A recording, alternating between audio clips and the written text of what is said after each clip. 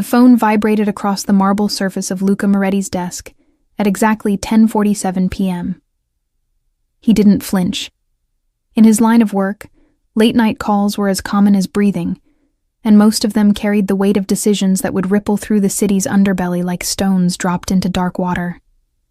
He let it ring twice before reaching for it, his movements deliberate, controlled. The number was unfamiliar, but that meant nothing.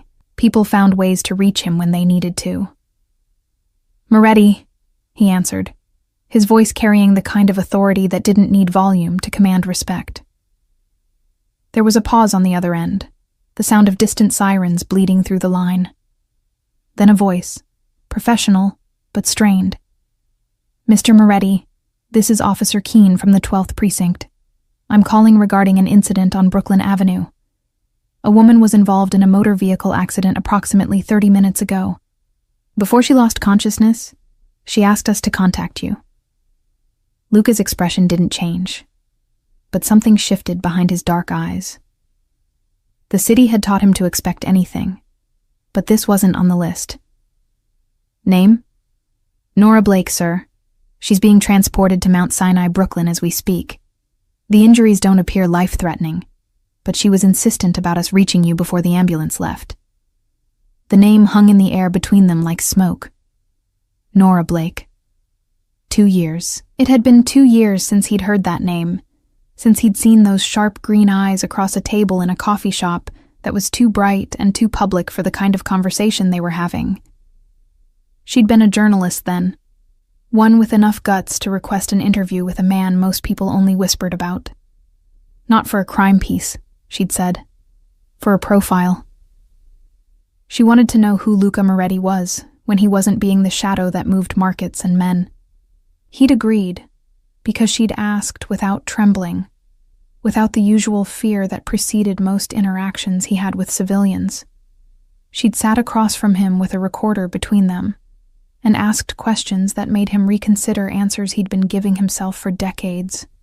Questions like whether power was worth the loneliness it demanded, whether he remembered what it felt like to trust someone, whether he slept well at night. The piece had run in a small but respected publication. It had been fair, uncomfortably perceptive, and it had painted him as something more complex than a villain or a hero, just a man who'd made choices and lived with them. 2 weeks after publication, she'd disappeared from the journalism scene entirely. Rumors said she'd taken a position in public relations. He knew better. She'd left because publishing that article had put a target on her back, and she'd been smart enough to recognize it. Now she was in a hospital, and she'd called for him. Luca stood, buttoning his suit jacket with one hand while keeping the phone pressed to his ear with the other. "I'll be there in 20 minutes. Make sure she's not left alone until I arrive." "Sir, I'm not sure I have the authority to—" "You do now." He ended the call. The drive to Mount Sinai, Brooklyn took exactly 18 minutes. Luca's driver, Marco, knew better than to ask questions when his employer emerged from the penthouse with that particular expression, the one that suggested someone had crossed a line they didn't know existed. The city slid past the tinted windows in streaks of neon and shadow, familiar territory that Luca had spent 3 decades learning to navigate, to control, to own in ways that had nothing to do with property deeds. He thought about the last time he'd seen Nora. It had been brief, accidental, 6 months after the article. She'd been coming out of a bookstore in Greenwich Village, arms full of novels, hair longer than he remembered. She'd frozen when she saw him, and for a moment, he'd seen genuine fear in her eyes. Not of him, necessarily, but of what his presence in her life represented. He'd nodded once, a silent acknowledgement that carried both recognition and dismissal, then continued walking. She'd deserved her escape.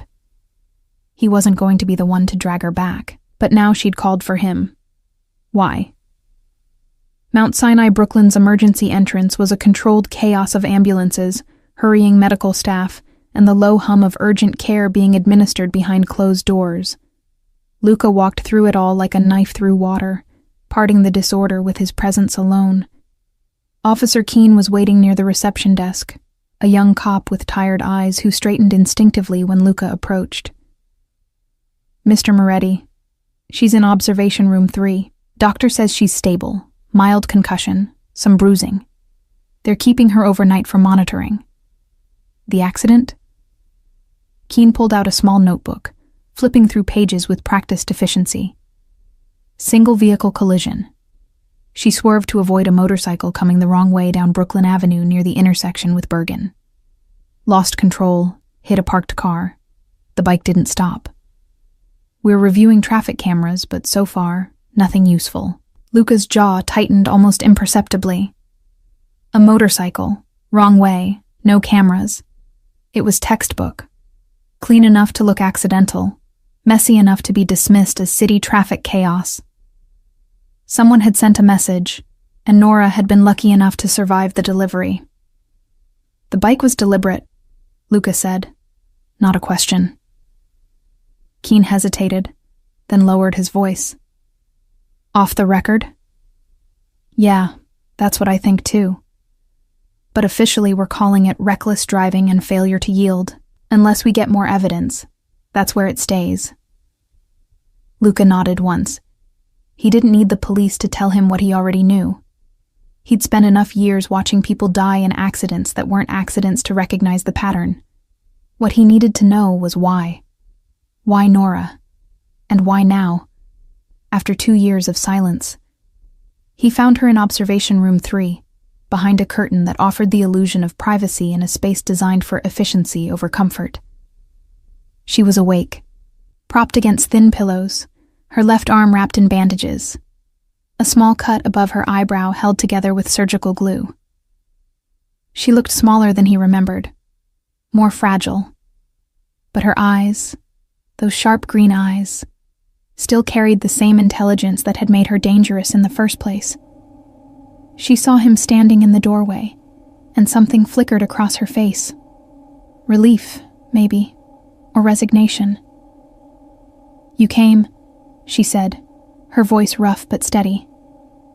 "You asked," Luca replied, stepping into the room and letting the curtain fall closed behind him.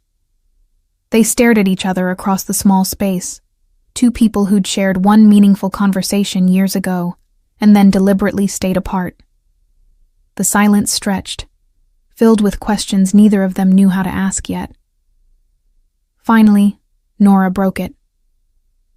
"I know this is insane.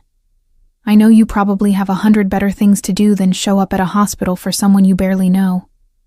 But when they asked if there was anyone they should call, your name was the only one I could think of that felt safe." Luca pulled the single chair closer to her bed and sat, his movements economical and controlled. "Safe is not a word people usually associate with me." "No," she agreed, a ghost of a smile touching her lips. "But honest is. You told me once that you never make promises you can't keep. That stayed with me." He studied her, noting the way her fingers twisted the thin hospital blanket, the slight tremor in her hands that had nothing to do with the accident. She was afraid, not of him, but of something else, something that had been haunting her long before a motorcycle forced her off the road. "Tell me what's happening, Nora. Start from the beginning." Nora took a shaky breath, her eyes fixed on the sterile white ceiling tiles, as if they contained the answers she was searching for. When she finally spoke, her voice was quiet, but deliberate. Each word chosen with the care of someone who understood that what she was about to say would change everything. 3 weeks ago, I received an envelope at my apartment. No return address, no note. Just a USB drive. She paused, swallowing hard. At first, I thought it was a mistake. I haven't worked as an investigative journalist in 2 years, not since you interviewed me, Luca finished. Yeah. She met his gaze then, and he saw the guilt there, the weight of choices made in self-preservation. I took a job in corporate communications. Safe, boring, the kind of work that doesn't get you followed or threatened. I thought I'd left that world behind. But someone thought differently. She nodded. The drive contained files, documents mostly, financial records, email exchanges, photographs. At first, I didn't understand what I was looking at. Then I started connecting the pieces. Her fingers found the edge of the bandage on her arm, picking at it nervously. It's a network. Politicians, developers, construction companies. They've been running a scheme for the last 8 years, skimming millions from public infrastructure projects. Bridges that never got fully repaired, schools that used substandard materials, subway stations that should have been renovated but weren't. The money that should have gone to making this city safer has been lining their pockets instead. Luca's expression remained neutral, but his mind was already working through the implications. This kind of corruption wasn't new. New York had been built on handshakes and backroom deals since its founding. But the scope she was describing suggested something bigger, more organized than the usual petty graft that greased the city's wheels. "Why send it to you?" he asked. "If you've been out of journalism for 2 years, there are active reporters who would have been more logical targets." That's what I couldn't figure out at first. Then I found it, buried in one of the subfolders, almost like it was placed there deliberately. An article I wrote 4 years ago, before I ever interviewed you. It was about waterfront development in Red Hook. How certain projects seemed to get fast-tracked through approval processes while others languished. I didn't have enough evidence to name names back then, but I had suspicions. She closed her eyes, remembering. One of the people I'd suspected, a city councilman named Richard Harding, is at the center of this network. And in the files someone sent me, there's proof.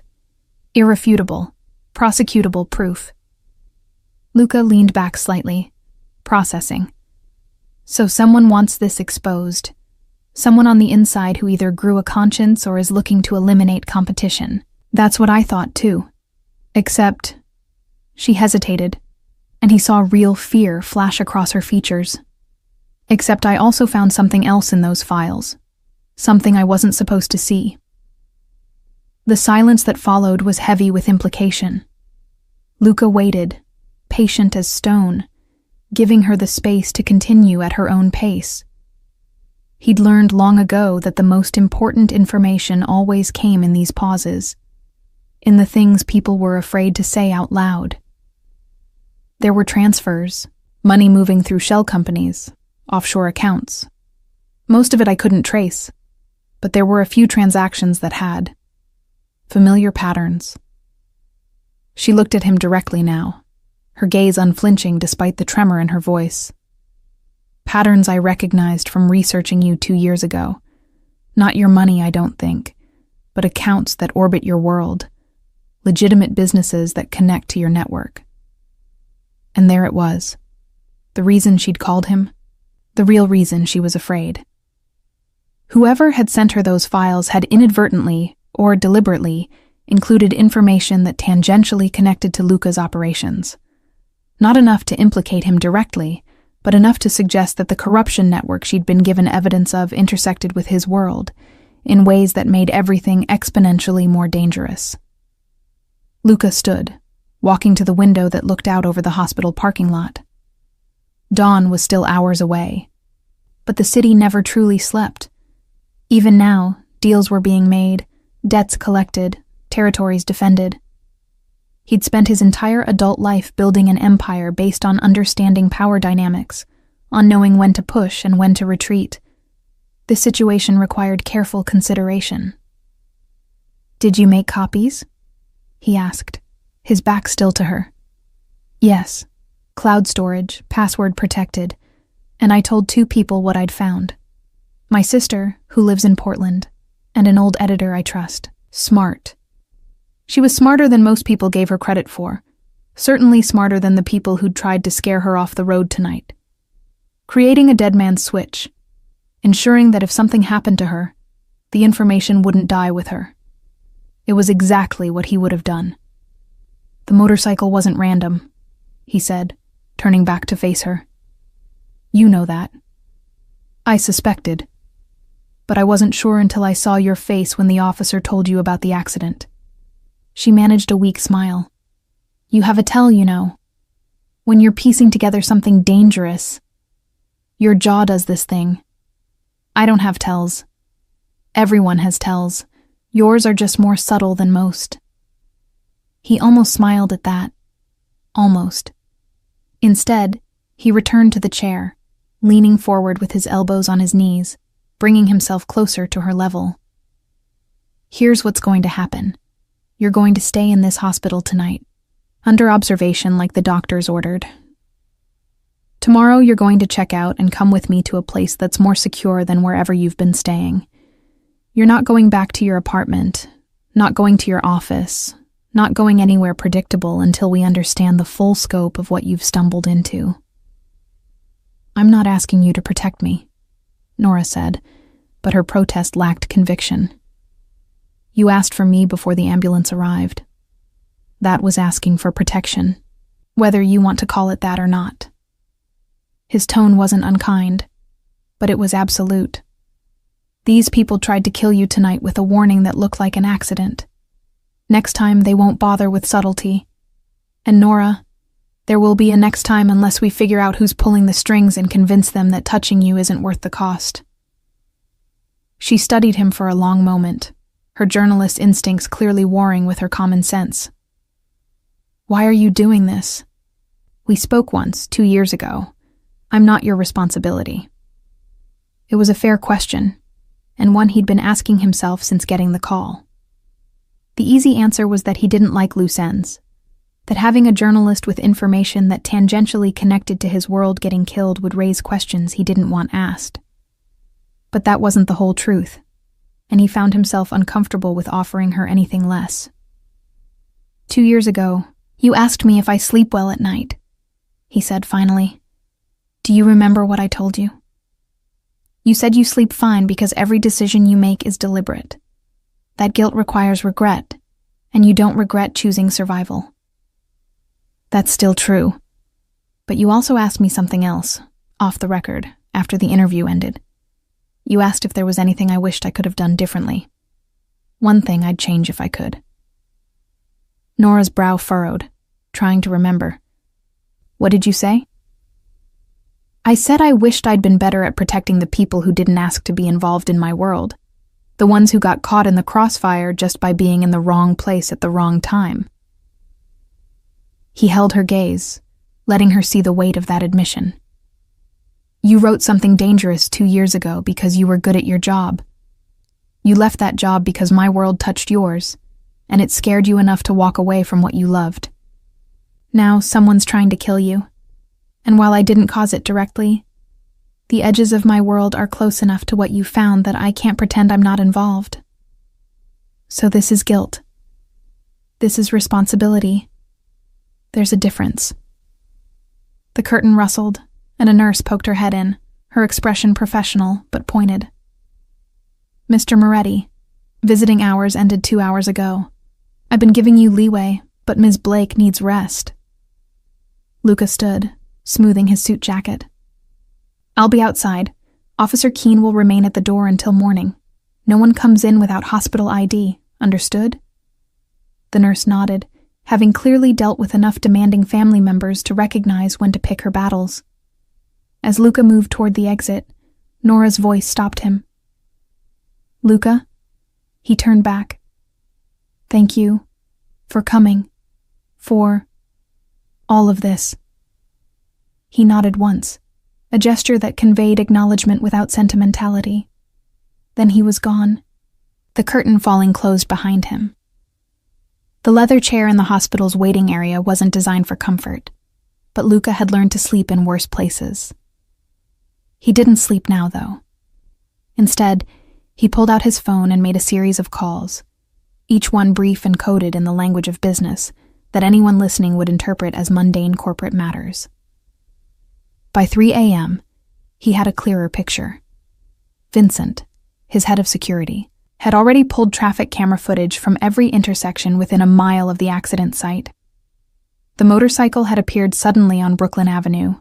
No plates, rider in full gear with a helmet that obscured any identifying features. It had shadowed Nora's car for 3 blocks before forcing the confrontation, then disappeared into an industrial area where cameras were conveniently non-functional. Professional work, the kind that required resources and planning. Tommy, who handled Luca's more delicate financial matters, had started tracing the shell companies Nora had mentioned. The patterns she'd recognized were indeed connected to Luca's network, but not directly. They were buffer companies, the kind used to clean money before it entered legitimate channels. Someone was using infrastructure similar to what Luca's organization employed, which meant either they'd copied his methods, or they'd learned them from someone who'd once worked for him. And Marco, his driver who was far more than just transportation, had reached out to contacts in the construction industry, the political sphere, and the parts of city government that actually ran things. Richard Harding, the councilman at the center of Nora's files, was well connected, but not untouchable. He'd been on the city council for 12 years, long enough to build power, but not so long that he'd become an institution. He had enemies, rivals, and a reputation for being just corrupt enough to be useful, but not so blatant that he drew federal attention. Until now, apparently. Luca synthesized the information with the practiced efficiency of someone who'd spent decades making life-and-death decisions based on incomplete data. The picture forming was complex, but not incomprehensible. Someone was trying to take down Harding's network, and they'd chosen Nora as their instrument, either because of her past work or because she was credible enough to make the evidence stick. The motorcycle incident meant that Harding's people had identified her as a threat, which suggested they had someone monitoring for exactly this kind of leak. But here was the interesting part. If they'd wanted her dead, she'd be dead. The accident was survivable, designed to scare rather than eliminate. That suggested either incompetence, which Luca doubted given the professional execution, or a warning. Someone on Harding's side wanted Nora to know she was vulnerable, to understand that going public with what she knew would have consequences. The question was whether that warning was meant for just her, or whether it was also meant for whoever had sent her the files in the first place. Dawn broke slowly over Brooklyn, the sky shifting from black to gray to the particular shade of urban blue that suggested the city was waking up whether it wanted to or not. Luca watched it through the waiting room windows, his mind already 3 steps ahead, planning contingencies and calculating risks. By the time Nora was cleared for discharge at 8 a.m., he had a plan. Officer Keene had been replaced by a day shift cop who looked less tired, but no less wary of Luca's presence. Luca ignored him, waiting while Nora signed paperwork and received discharge instructions that she clearly wasn't processing. When she finally emerged from behind the nurse's station, she'd changed from the hospital gown into the clothes she'd been wearing during the accident. Jeans, a sweater that had seen better days, sneakers that had a scuff mark from where her foot had hit the brake too hard. She looked exhausted, pale, and determined not to show it. "Ready?" he asked. "For what exactly?" "For disappearing, temporarily. I have a place in Tribeca. Secure building, doorman who knows how to be discreet, and enough distance from your normal life that anyone looking won't think to check there immediately." "I can't just disappear. I have a job, responsibilities. You have a concussion and documentation of a car accident. Call your office. Tell them you need a few days for recovery. They'll understand." Nora opened her mouth to argue, then seemed to think better of it. She was smart enough to know that he was right, that going back to her apartment or her office would be walking into whatever trap had been set for her next. Still, Luca could see the resistance in her body language, the way she held herself like someone preparing for a fight. "This isn't permanent," he said, softening his tone slightly. "Just until we understand what we're dealing with. A few days, maybe a week. And then what? Then we decide how to handle this in a way that keeps you alive and doesn't blow up both our lives." She considered this, her green eyes searching his face for something. Reassurance, maybe, or deception. Whatever she was looking for, she must have found enough of it, because she finally nodded. Okay, but I need to stop by my apartment first. Get clothes, my laptop, some things. Too risky. I have the files on my laptop, the full set. We're going to need them if we're going to figure this out. Luca's jaw tightened. There was that tell again, but he recognized the logic. Marco will take us. We go in, get what you need, and leave. No lingering, no stopping to tidy up. You have 10 minutes. Deal. The drive to Nora's apartment in Clinton Hill took 25 minutes through morning traffic. Marco kept checking the mirrors, watching for tails, while Luca sat in the back seat next to Nora, his phone a constant presence in his hand as he continued to coordinate with his people. The building where she lived was a pre-war walk-up, 4 stories, the kind of place that had probably been elegant in the 1920s and was now just holding on to respectability through good bones and rent control. "3rd floor," Nora said as they pulled up. "Apartment 3B. Marco parked directly in front, engine running. Luca got out first, scanning the street with the practiced eye of someone who'd learned to recognize danger in the placement of a parked car or the posture of a person pretending to read a newspaper. Nothing immediately set off alarms, but that meant less than it used to in an age where surveillance was digital and threats could be activated with a phone call. They climbed the stairs quickly, Nora leading the way, despite the obvious discomfort from her bruised ribs. When they reached her door, she froze. "What?" Luca was beside her instantly, his hand moving instinctively to the weapon he wore concealed beneath his jacket. "The lock. I always deadbolt it. It's not deadbolted now." He gently moved her behind him, pressing her against the hallway wall. "Stay here. If someone's in there, then they're about to have a very bad morning." He tried the doorknob. Unlocked. Pushing it open slowly, he stepped into the apartment, every sense heightened. The space was small, but organized, the home of someone who valued order, or at least it had been. Now books were pulled from shelves, couch cushions overturned, the contents of drawers scattered across the floor. Someone had searched the place, and they hadn't been subtle about it.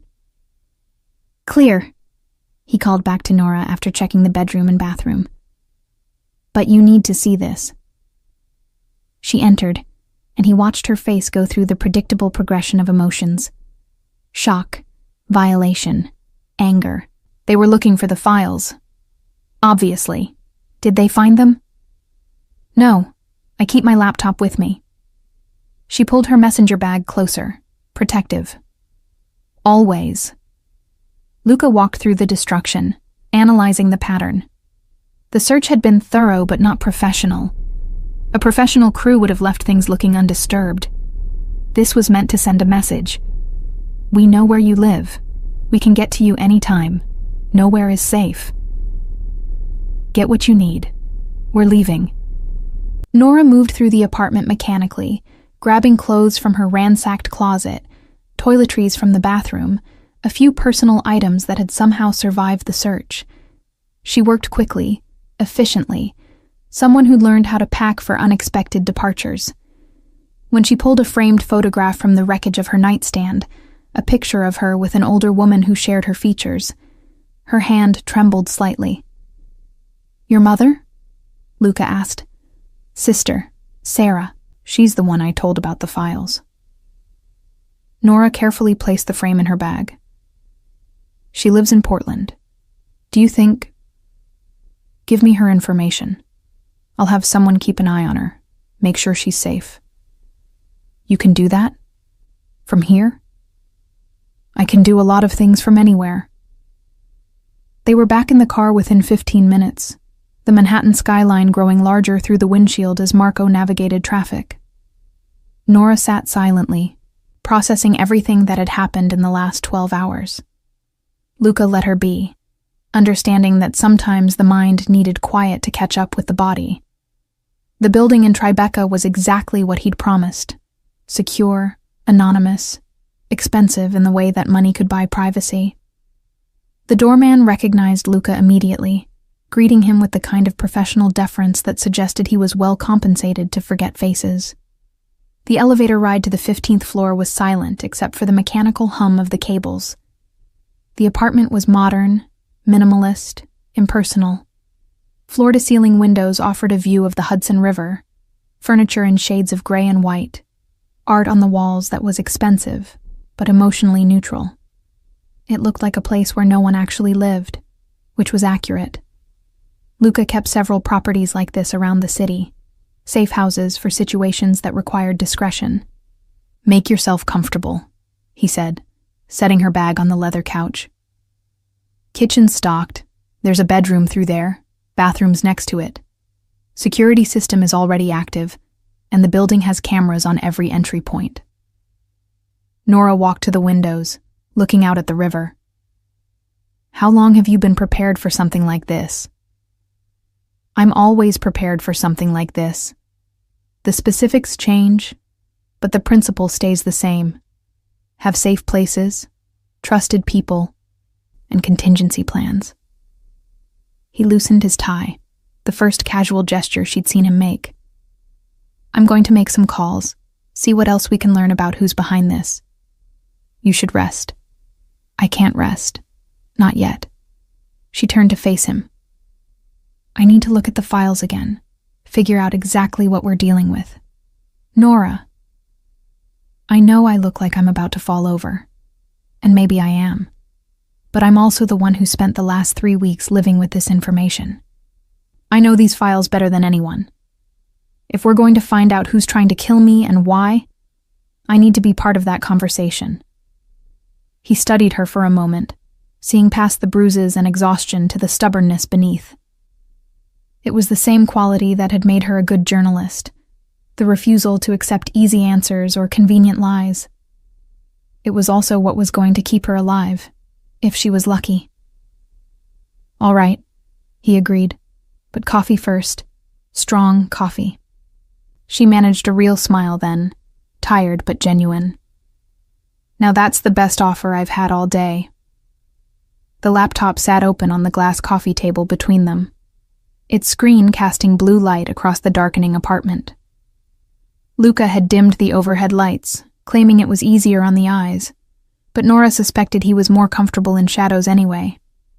They'd been working for 3 hours straight, cross-referencing the files she'd been sent with information Luca's people were feeding him in real time, building a map of connections that grew more complex with each passing minute. The coffee had been replaced by sandwiches that Luca had ordered delivered, then by more coffee. Nora's concussion was making her head throb with a steady, insistent pain, but she pushed through it, driven by the kind of focused energy that came from finally understanding the story you'd been chasing. "Here," she said, highlighting a series of transactions on the screen. "These payments all go through the same intermediary company, Riverside Development Solutions. On paper, they're a legitimate consulting firm that advises on urban renewal projects. But look at the timing. Every payment from the city to Riverside happens exactly 2 weeks before a corresponding payment from Riverside to one of these shell companies." Luca leaned closer, studying the pattern. Riverside receives contract payments from the city for consulting work that probably never happens, or is significantly overvalued. Then they filter that money through shells before it ends up in personal accounts. Classic laundering, just dressed up in development language. "Right, and Riverside's CEO is Michael Chen." Luca's expression darkened. "I know Chen. He used to work in legitimate development, made his money rebuilding properties in Queens after the housing crash. Then he started moving into more creative ventures. Creative meaning illegal? Creative meaning he learned that building things was harder than taking credit for other people's work." Luca pulled out his phone, typing a quick message. "If Chen's involved, this is bigger than just Harding and his council connections. Chen has relationships with people in my world, not my organization specifically, but adjacent to it. He's the kind of businessman who thinks having dinner with dangerous men makes him dangerous." Nora scrolled through more files, her fingers moving quickly across the trackpad. "So who sent me these files?" If this network includes people from your world, people who probably don't appreciate exposure, why risk leaking it? That's the question, isn't it? Luca stood, walking to the windows. The sun was setting over the Hudson, painting the water in shades of orange and purple that would have been beautiful if he'd been paying attention. Someone inside wants out, or wants someone else out. The information is too detailed, too specific to be an outside hack. Whoever compiled these files had access to internal communications, knew where the bodies were buried. A whistleblower, or someone positioning themselves to take over. In my experience, moral outrage is rarely the motivation for this kind of betrayal. It's usually ambition, or fear. He turned back to face her. Tommy's been tracing the shell companies on your list. 3 of them dead-end in the Caymans, standard practice. But 2 of them, the ones connected to Riverside, those trace back to a bank in Delaware that has some interesting clients. Interesting how?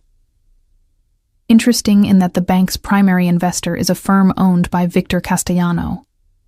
The name hung in the air like a stone dropped into still water, ripples spreading outward. Nora's journalistic instincts immediately flagged it as significant, even though she wasn't sure why. Should I know that name? Probably not, unless you've spent time investigating organized crime families in New York. Victor's old guard, been in the game since the 80s. He's not flashy, doesn't make moves that draw attention, but he controls significant territory in the city's construction industry. Has his hands in unions, material suppliers, waste management, all the infrastructure that keeps buildings going up. So if you're running a scheme involving city construction contracts, you'd need Victor's permission, or at least his cooperation. Nothing moves in this city's construction world without someone like him knowing about it. Luca's phone buzzed, and he glanced at the screen, his expression tightening. Vincent just sent me something. The motorcycle that forced you off the road. They found it. Abandoned in a warehouse in Sunset Park, wiped clean. But the VIN traces back to a rental company that Victor's nephew owns. Nora felt her pulse quicken. So Victor's people tried to kill me? Or wanted it to look that way? Or were hired by someone else who wanted to point attention in Victor's direction?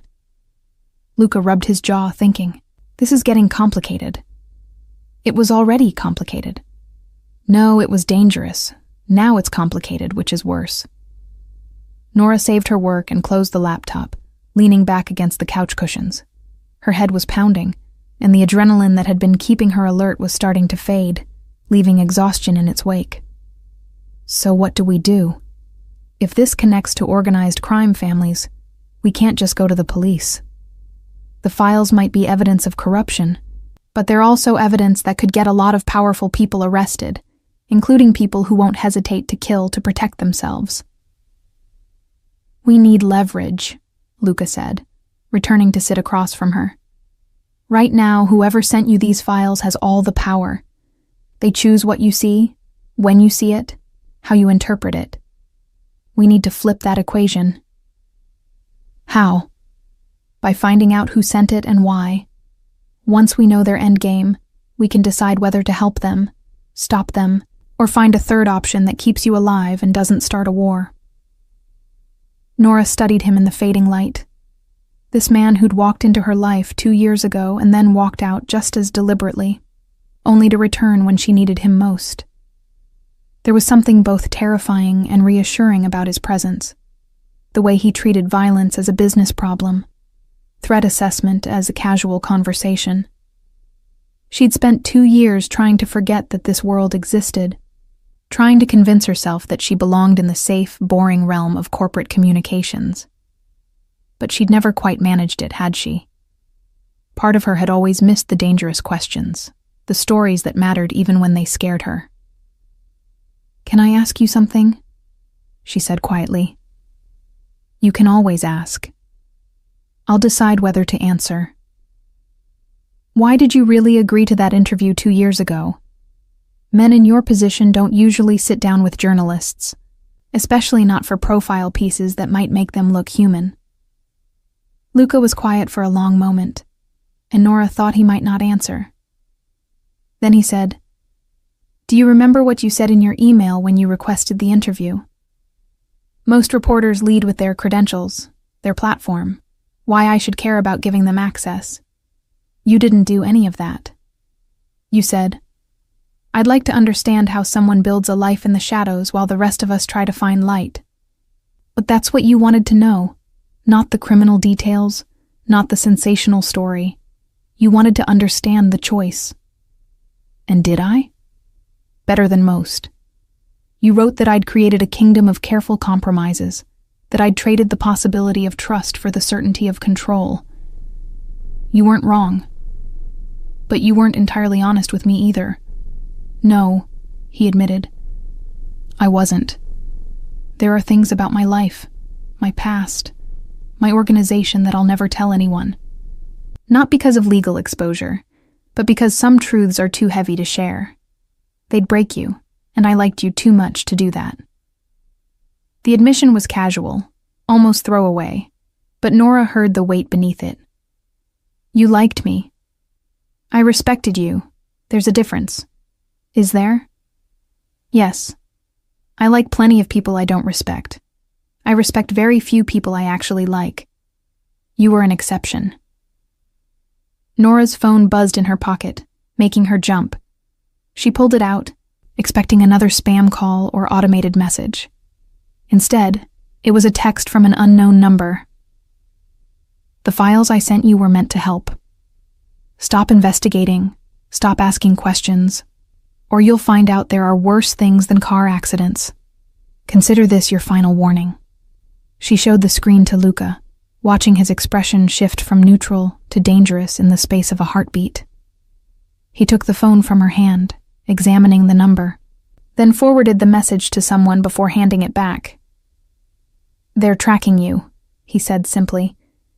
"They know you're not at your apartment, which means they're either monitoring your phone or they have someone watching you. Can't you trace it? Tommy's already on it, but it'll be a burner. They're not stupid." He stood, walking to what appeared to be a closet, but turned out to house the apartment's security system. Within seconds, he'd pulled up camera feeds from the building's entrances, scanning for anyone who looked out of place. "The building's clean. No one followed us here, and no one's been loitering outside.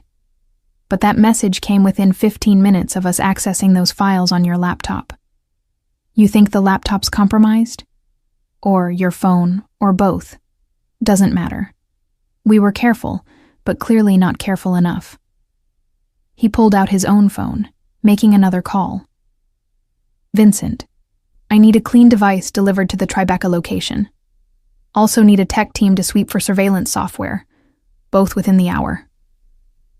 When he hung up, Nora asked the question she'd been avoiding. "Who are we fighting, Luca? Is it Harding's people? Victor Castellano? Someone else entirely?" "That's what we're going to find out. But right now, we need to assume everyone's a threat, and no one's an ally." He returned to the couch, sitting closer to her this time, his voice dropping to something almost gentle. "I know this isn't what you signed up for when you answered that call tonight. But you're in it now, whether you want to be or not. The question is whether you trust me enough to let me handle this my way." "Which is?" "Aggressive, direct, probably illegal by most conventional standards." His dark eyes met hers, and she saw something there that made her understand why men feared him and why he'd risen to power in a world where weakness was fatal. "I don't play defense, Nora. I don't wait for threats to materialize and then react. If someone wants you dead, I find out who they are and I make sure they regret making that decision. But doing it my way means you have to trust that I know what I'm doing, even when it looks like I'm making things worse." She should have been terrified. 2 days ago, she would have been. But sitting in this expensive anonymous apartment with a man who'd built his life on violence and control, Nora found herself strangely calm. Maybe it was the concussion, or maybe it was the understanding that she'd already crossed a line she couldn't uncross. She'd called him instead of a friend, instead of her family. She'd known, somewhere deep down, that what she needed wasn't comfort or sympathy. She needed someone who understood power and how to wield it. "Okay," she said finally. "We do it your way." "You're sure?" "No, but I'm also not going back to pretending I can live a safe, quiet life while people who do bad things control the narrative. I became a journalist because I wanted to tell true stories, stories that mattered. I've been running from that for 2 years. Maybe it's time I stopped." Luca nodded, and something in his expression shifted. Respect, maybe, or recognition of someone who'd finally decided to stop lying to themselves. "Then we start tomorrow. Tonight you rest. Doctor's orders, remember?" "What about you?" "I'm going to make some calls, talk to people who might know more about Victor's recent business dealings. If he's involved in this corruption network, someone in my circles will have heard rumors. And if they haven't, then we'll take a more direct approach to finding answers." Nora didn't ask what that meant. She wasn't sure she wanted to know yet. The bedroom was dark and quiet, the kind of manufactured silence that came from being 15 floors above street level with triple-paned windows that blocked out the city's constant hum. Nora lay on the bed, still fully clothed, staring at the ceiling and trying to convince her body to rest. Her head ached with a steady, insistent rhythm that the painkillers had only partially dulled, and every time she closed her eyes, she saw the motorcycle coming toward her, felt the sickening lurch of losing control. She'd almost died. The thought kept circling back, undeniable and terrifying. If she'd been going faster, if the car she'd hit had been a tree instead of a parked sedan, if she hadn't instinctively turned the wheel at just the right moment. There were a dozen ways that accident could have ended with her in a morgue, instead of this expensive safe house. Through the door, she could hear Luca's voice, low and measured, speaking in Italian to someone on the phone. She didn't understand the language, but she understood the tone.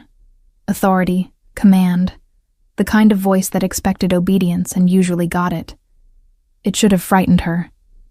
Instead, it was oddly comforting, the oral evidence that someone was actively working to keep her alive. Eventually, exhaustion won out over anxiety, and she drifted into a thin, restless sleep filled with fragmented dreams of documents catching fire, numbers that wouldn't stay still long enough to read, and Luca's face asking her questions she couldn't answer. She woke to pre-dawn light filtering through unfamiliar windows and the smell of coffee. For a disoriented moment, she couldn't remember where she was, why her body ached like she'd been hit by a truck. Then it all came rushing back.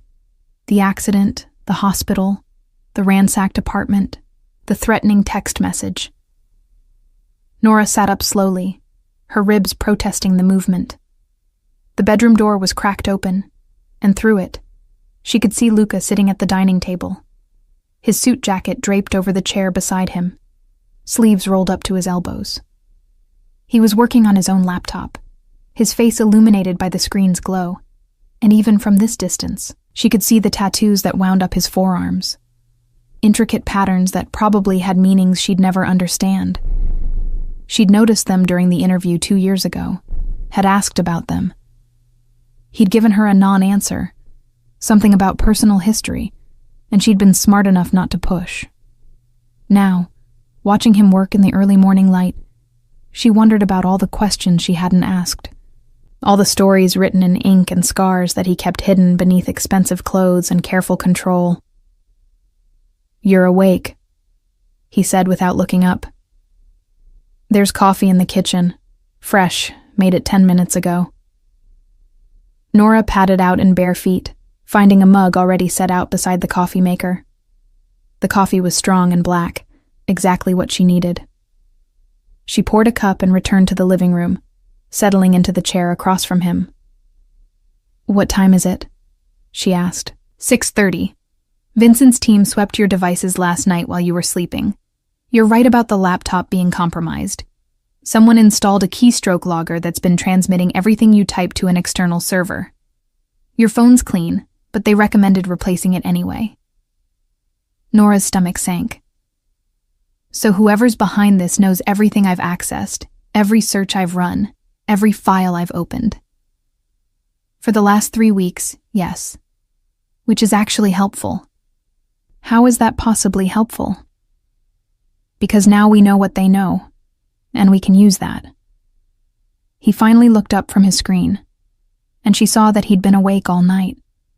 There were shadows under his eyes, a tightness around his mouth that suggested he was running on coffee and willpower. I spent the night mapping the timeline of your investigation against external events. Every time you opened a specific file, something happened in the real world. When you first accessed the files about Victor Castellano, one of his legitimate construction businesses suddenly announced a major contract. When you spent 3 hours reading emails about Richard Harding, Harding made an unscheduled trip to Albany to meet with state officials. They were reacting to what I was learning. More than that, they were trying to stay ahead of it, which tells us that whoever's monitoring you isn't just interested in stopping you. They're using your investigation as an early warning system for their own purposes. Nora processed this, her journalist's mind immediately seeing the implications. So the person who sent me the files and the person monitoring my research might not be the same person. Exactly. We have at least 3 players in this game, whoever leaked the information, whoever's trying to keep it buried, and possibly a third party who's using the chaos to advance their own agenda. Luca turned his laptop around so she could see the screen. It displayed a complex network diagram, names and companies connected by different colored lines. This is what I've mapped so far. Red lines are confirmed financial connections. Blue lines are political relationships. Green lines are suspected criminal ties. The diagram was dizzying in its complexity. Richard Harding sat near the center, connected to a dozen different entities. Michael Chen and Riverside Development had their own cluster of connections. Victor Castellano was there too, his name linked to so many other nodes that it looked like a spider at the center of a web. But what caught Nora's attention was another name, one she recognized from the files, but hadn't thought much about until now. Elizabeth Strand. "Who's Strand?"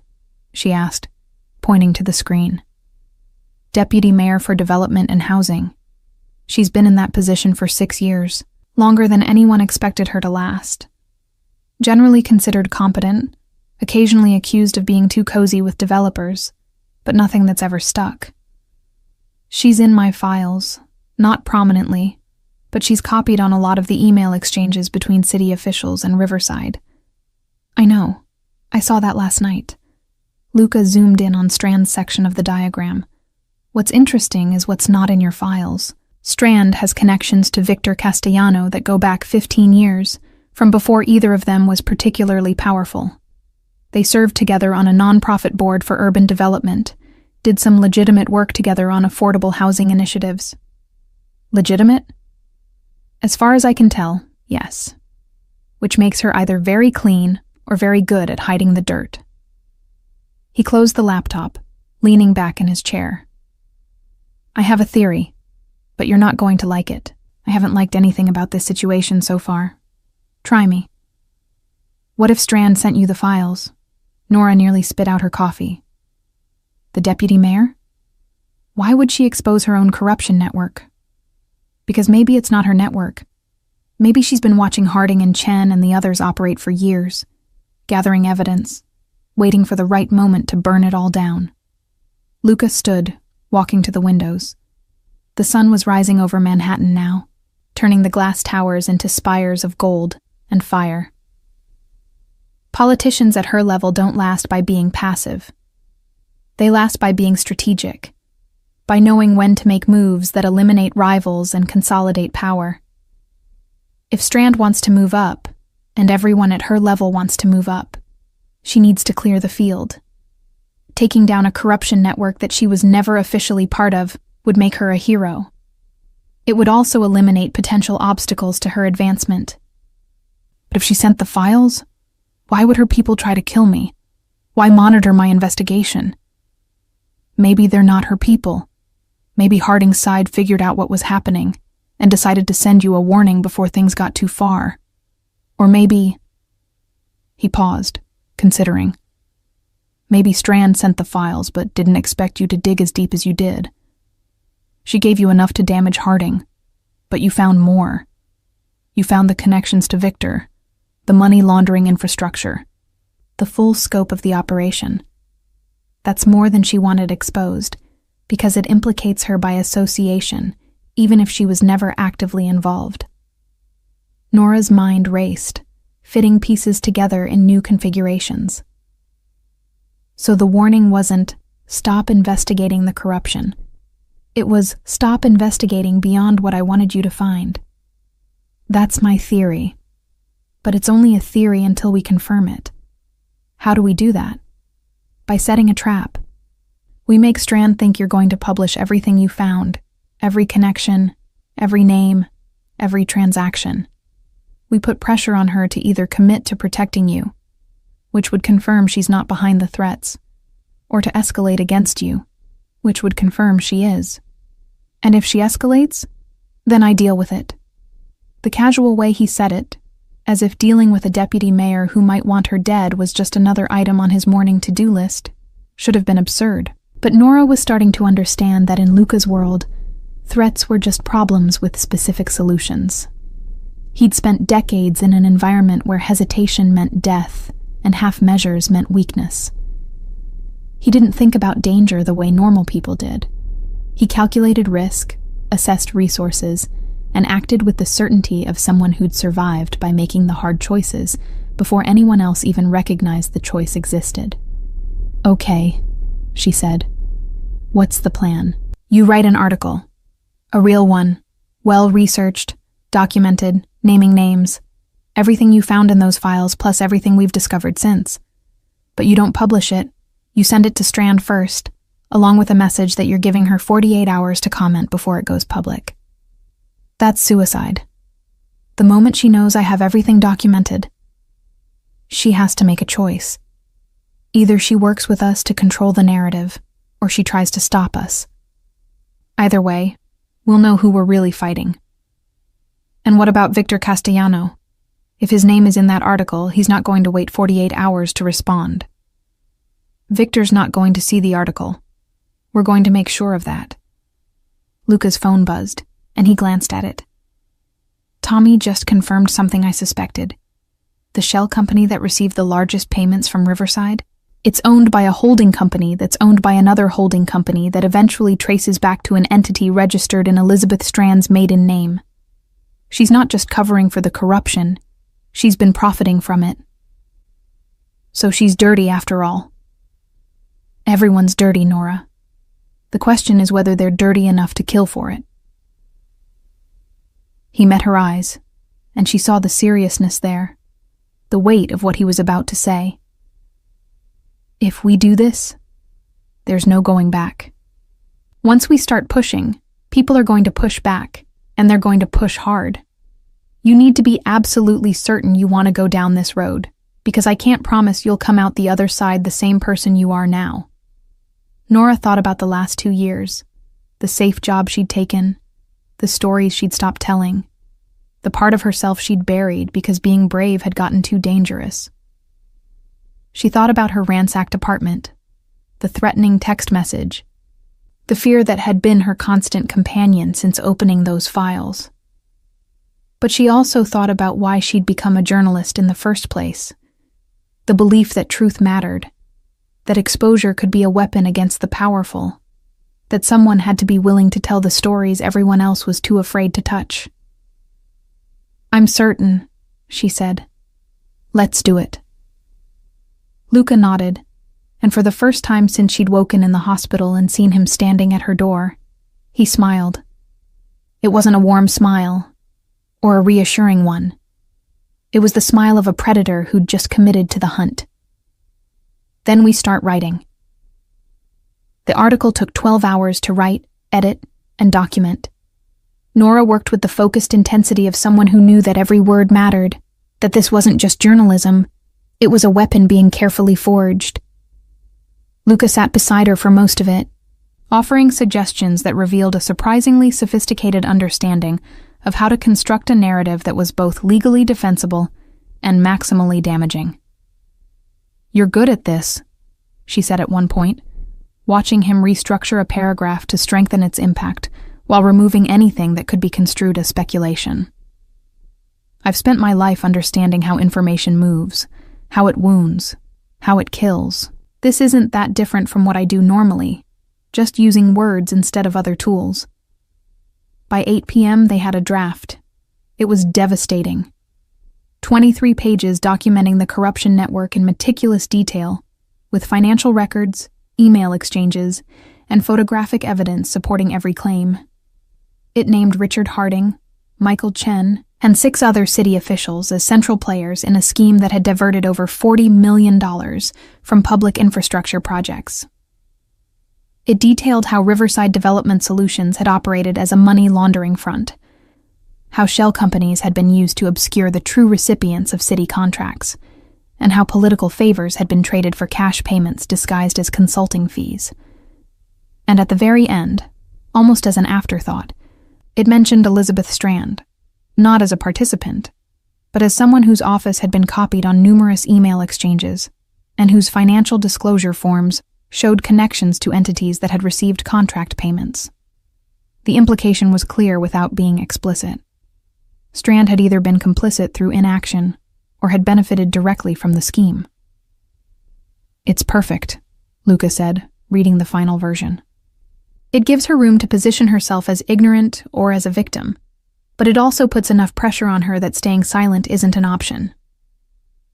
And if she goes to the police with this, then we have a very interesting problem, because the police would have to explain why they're suddenly interested in corruption they've ignored for 8 years. No, Strand's not going to the police.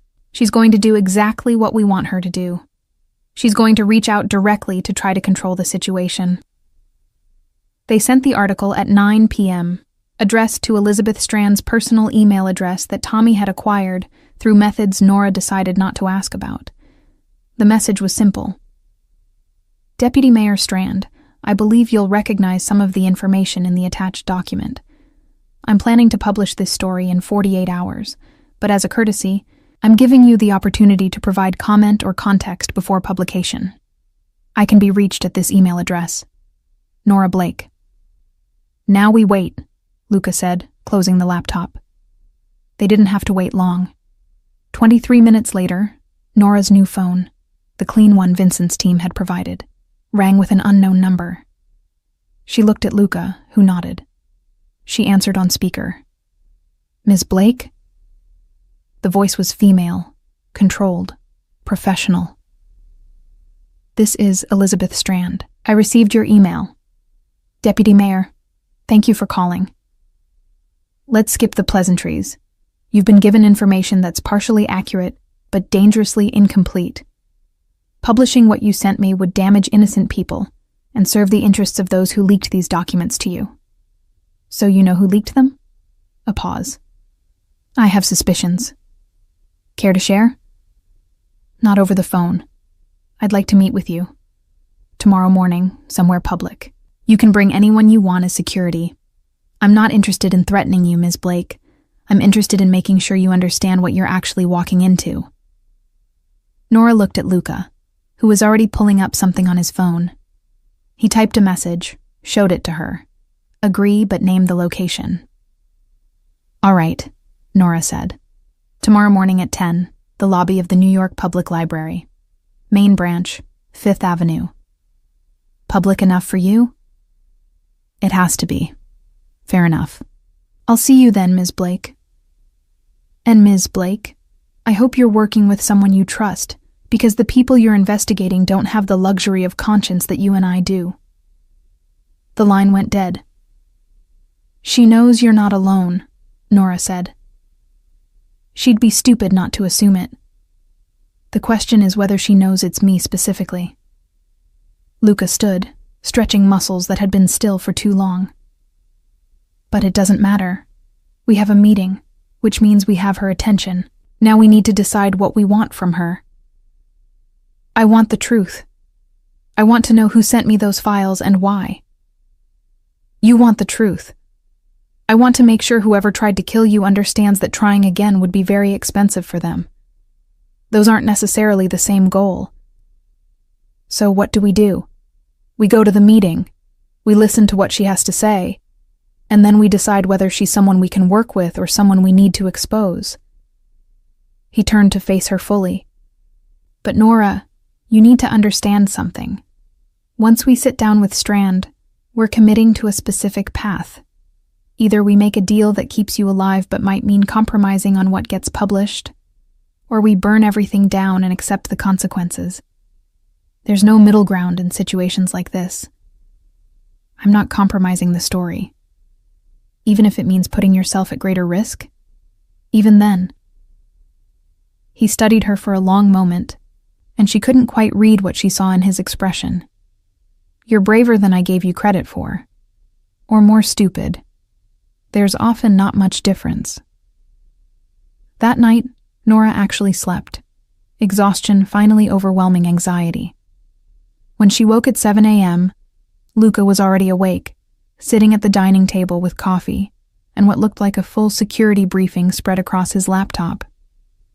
He'd changed clothes at some point. Different suit, still expensive, still perfectly tailored to hide the weapon she now knew he carried. Vincent will be with us today, he said when she emerged from the bedroom. He'll stay back, out of sight, but close enough to intervene if things go wrong. Marco will drive us, and I've arranged for 2 additional people to be in the library itself, positioned where they can watch the entrances. Is all this really necessary? It's necessary until it isn't. I don't take chances with people I'm responsible for. I'm not your responsibility. You called for me before the ambulance arrived. That made you my responsibility. There was no arguing with that logic, mainly because he said it with such absolute certainty that debate seemed pointless. They had breakfast, bagels and more coffee, and went over what they knew one more time, making sure they had all the details memorized. Luca insisted she leave her phone and laptop behind. They'd take only the printed copy of the article and go in as clean as possible. The drive to the library was quiet, Manhattan morning traffic providing white noise that filled the silence. Nora watched the city scroll past the windows, thinking about how different everything looked now compared to just 3 days ago. 3 days since the accident. 3 days since her life had been threatened. Her apartment ransacked. Her careful bubble of safety definitively burst. She should have been terrified. Instead, she felt oddly calm. The way she imagined soldiers must feel right before walking into combat. Not unafraid, but accepting of the fear, channeling it into focus. The New York Public Library's main branch was exactly what Nora had hoped for. Crowded, public, full of tourists and students, and people who had no idea they were about to witness a meeting between a journalist, a crime boss, and a deputy mayor conspiring about corruption. They arrived 15 minutes early, claiming a table near the main reading room, where they had clear sightlines to all entrances. Elizabeth Strand arrived exactly at 10 a.m., walking in with the confidence of someone who owned whatever space she occupied. She was in her early 50s, expensively dressed but not ostentatiously so, with the kind of professional appearance that made you think competent before you thought anything else. She saw them immediately, registering Luca's presence with a slight widening of her eyes before her expression returned to neutral. "Ms. Blake," she said, extending her hand. "And Mr. Moretti, I should have guessed you'd be involved in this." "Deputy Mayor." Luca didn't stand, didn't offer to shake her hand, just gestured to the chair across from them. "You wanted to talk. We're listening." Strand sat, placing her own phone face down on the table, a gesture of good faith that probably meant nothing. "Let me be direct. The files you received, Ms. Blake, were sent to you by someone within my own office.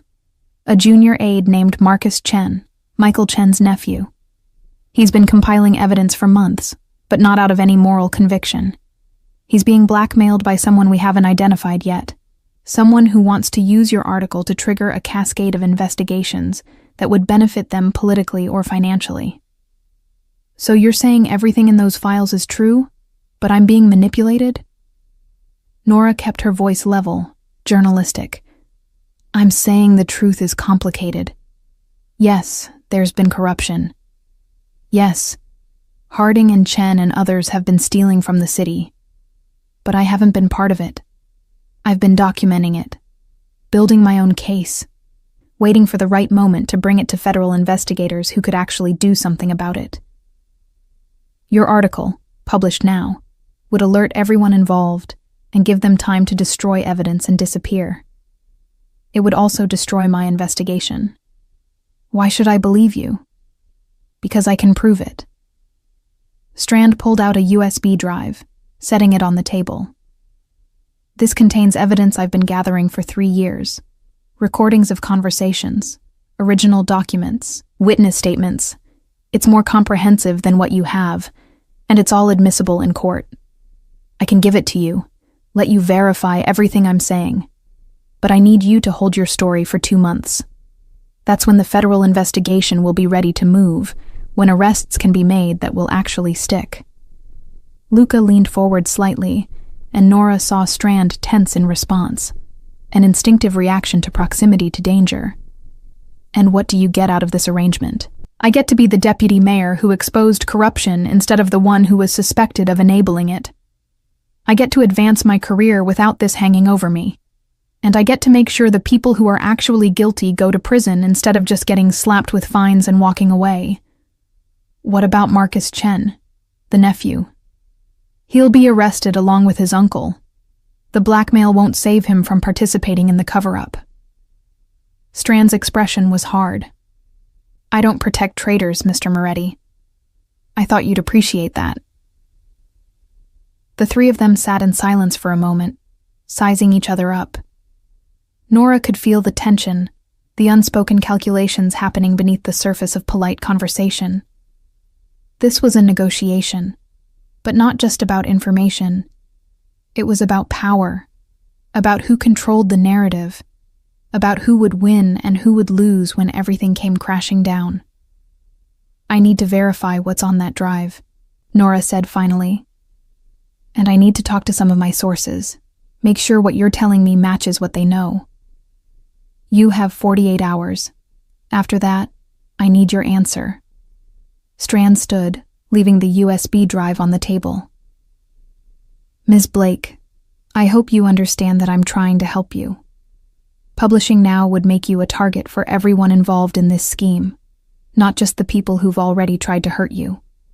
Waiting gives you protection, federal protection, if necessary. Or it gives you time to clean up loose ends. If I wanted you dead, you'd be dead. The statement was delivered without malice, just fact. Mr. Moretti understands how this works. Sometimes the best way to stay alive is knowing when to be patient.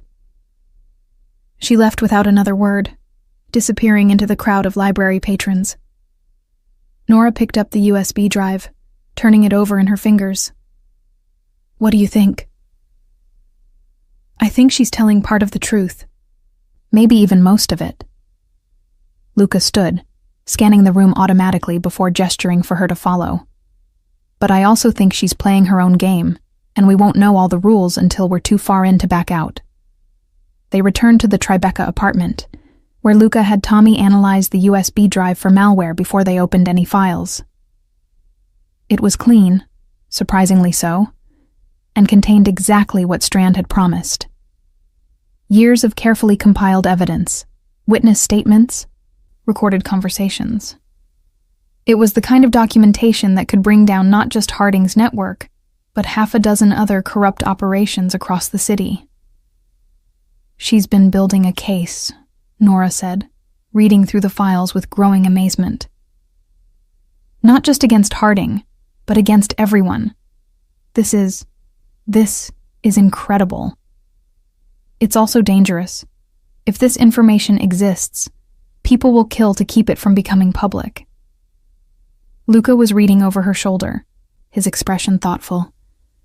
She's offering to let you break this story when the time comes. That's not a small thing. So you think we should trust her? I think we should verify everything she gave us, cross-reference it with what we already know, and then make a decision based on evidence rather than hope. He sat beside her, close enough that she could feel the warmth of him, the solid presence that had become oddly comforting. But Nora, I also think you need to accept that whatever you decide, you're going to make enemies. Powerful ones. People who won't forget that you cost them money and freedom and power. I know. Do you? Because understanding it intellectually and living with it are different things. I can protect you from immediate threats, but I can't protect you from the long-term consequences of burning down people's lives. That's a burden you'll carry forever. She turned to look at him, really look at him, seeing past the expensive suits and controlled demeanor to the man underneath. Is that what you carry? The weight of all the decisions you've made, all the people you've hurt? Every day. And you still sleep well at night? Most nights. But there are some I don't. His dark eyes held hers. You asked me once if I had regrets. I said I didn't, and that was true at the time. But you made me think about it differently. You made me wonder what kind of man I'd be if I'd made different choices. And I'd probably be dead. The world I operate in doesn't reward conscience. It rewards strength, certainty, the willingness to do what others won't. But meeting you reminded me that there are people who choose differently, who have the courage to be vulnerable in a way I never could be. That's worth something. Maybe worth more than what I've built. Nora felt something shift in her chest, a recognition of the moment they were sharing. This wasn't about the investigation anymore, or about the threats against her life. This was about two people who'd collided accidentally 2 years ago, and then deliberately avoided each other, both understanding that whatever existed between them was too complicated to examine closely. Now, forced together by circumstances, they couldn't avoid it anymore. Luca. Her phone buzzed, another message from an unknown number. Enjoyed watching you at the library. Strand's lying to you. The federal investigation doesn't exist. She's trying to buy time to eliminate evidence and witnesses. Publish now, or she'll make sure you never publish anything again. Attached was a photograph. Elizabeth Strand, taken from a distance, meeting with someone Nora didn't recognize in what looked like a parking garage. Luca took the phone, examining the image closely. Tommy, I need facial recognition on this person. Send it encrypted. He looked at Nora. This changes things. Who's sending these messages? If it's Marcus Chen, it's not Chen. Chen's being blackmailed, remember? He's not the mastermind, just the source. Someone else is orchestrating this, using both you and Strand as pieces on a board we can't fully see yet. The phone buzzed again. Tommy's response came fast. The person in the photograph was Victor Castellano's lawyer. Nora felt cold. Why would Strand be meeting with Castellano's lawyer? Either she's dirtier than she claimed, or... Luca paused, thinking. Or she's trying to make a deal. Cut Victor in on whatever arrangement she's setting up with the federal government. Immunity for testimony, maybe. Or reduced charges. Or she's working with him to make sure the investigation never happens. That too. They sat in silence, the weight of uncertainty pressing down on both of them. Every piece of information seemed to contradict the last. Every potential ally revealed as potentially an enemy. Nora felt exhaustion creeping in again, the concussion still affecting her more than she wanted to admit. What do we do? She asked quietly. Luca stood, walking to the windows again. It was late afternoon now, the sun starting its descent toward New Jersey. We do what we should have done from the beginning. We stop trying to figure out who to trust and start assuming everyone's lying. We verify everything, believe nothing, and make our decisions based solely on what we can prove. And then? And then we publish the truth, all of it, regardless of what deals people are trying to make behind the scenes. We let the chips fall and deal with whoever comes after us. He turned back to her. But fair warning, if we do this, If we really commit to exposing everything and everyone, it's going to get violent. Not immediately, maybe, but eventually. People with this much to lose don't accept defeat gracefully. Nora thought about the last 3 days, about everything that had happened since that phone call in the hospital. She thought about the life she'd been living for the last 2 years, safe and small, and ultimately meaningless. She thought about why she'd become a journalist, about the belief that truth mattered even when it was dangerous to tell. "Then I guess it's time to stop being safe," she said. Luca smiled that predator's smile again. "Now you're talking like someone who might actually survive this." They worked through the night, verifying every piece of information from Strand's USB drive, cross-referencing it with the original files, building a complete picture of the corruption network. By dawn, they had something unprecedented. A fully documented, legally bulletproof exposé that implicated dozens of people across multiple levels of New York's government and business infrastructure. It was the story of a lifetime. It was also a declaration of war. At 6 a.m., Nora sent the article to 3 major publications simultaneously, along with all supporting documentation. She'd written a note explaining that she was publishing despite pressure to delay, that she believed the public deserved to know immediately what their officials had been doing with their money and their trust. Then she and Luca waited for the world to explode. It took 4 hours. By 10 a.m., news sites were running the story. By noon, officials were resigning. By 2 p.m., federal prosecutors were announcing investigations. By evening, Richard Harding had been arrested. Michael Chen was fleeing the country, and Elizabeth Strand was holding a press conference claiming she'd been building her own investigation all along. Nora watched it all from the Tribeca apartment, Luca beside her, both of them understanding that this was only the beginning. The story had broken, but the consequences would take years to fully unfold. "Thank you," she said quietly, as the sun set over Manhattan one more time. "For everything. For coming to the hospital. For keeping me alive. For helping me finish what I started." "You called for me," Luca replied, the same words he'd said 3 days ago in that hospital room. "That made it my responsibility." "Is that all it was? Responsibility?" He was quiet for a long moment. "No, it wasn't." She turned to face him, and there in the fading light, surrounded by the fallout of the story they'd just unleashed on the city, Nora Blake and Luca Moretti finally stopped pretending that the connection between them was anything simple or safe or easily explained. Some debts, he'd once told her, couldn't be repaid. Some connections couldn't be severed. And sometimes the person who answered your call in the darkest moment wasn't who you expected. But they were exactly who you needed. The city kept turning, indifferent to their story. But for 2 people who'd found each other in crisis and stayed together through chaos, everything had changed, not into something easier, but into something real. And in a world built on lies and careful compromises, real was the most dangerous thing of all.